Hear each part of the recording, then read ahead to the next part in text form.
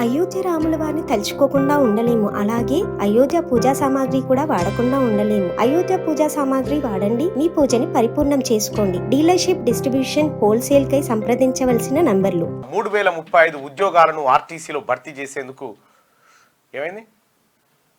ఆర్టీసీలో భర్తీ చేసేందుకు రాష్ట్ర ప్రభుత్వం గ్రీన్ సిగ్నల్ ఇచ్చింది.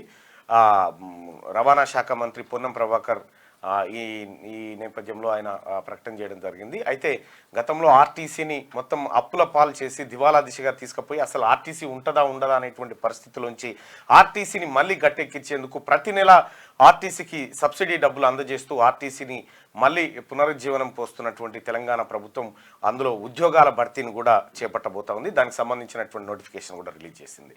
సో ఈ అంశం ఇట్లా ఉంటే ఇక అధికారులు ఆఫీసుల్లో కూర్చుంటే నడవదు, ప్రజాక్షేత్రంలోకి వెళ్ళాలి. ఇది ముఖ్యమంత్రి రేవంత్ రెడ్డి గారి ఆదేశం. సో మనం నిద్రకు వదిలేయంగా దాదాపు 16 గంటల సమయం ఉంటుంది. 16 గంటల్ని మనం ఎట్లా వినియోగించుకోగలిగితే మనకు అంత మంచి ఫలితాలు ఉంటాయి. అధికారులు చాలామంది ఆఫీసులు వదలట్లేదు. కొంతమంది కలెక్టర్లు ఆఫీసులకే పరిమితం అవుతా ఉన్నారు. క్షేత్రస్థాయిలో పరిశీలనకు వెళ్లాల్సిందే అనేటువంటి మాట ముఖ్యమంత్రి గారు నిన్న చెప్పడం జరిగింది. అయితే వాస్తవానికి గ్రామీణ ప్రాంతాల ప్రజలకు లీడర్లు అందుబాటులో ఉన్నట్టుగా అధికారులు అందుబాటులో ఉండట్లేదు అనేది ముఖ్యమంత్రి రేవంత్ రెడ్డి గారి మాట. సో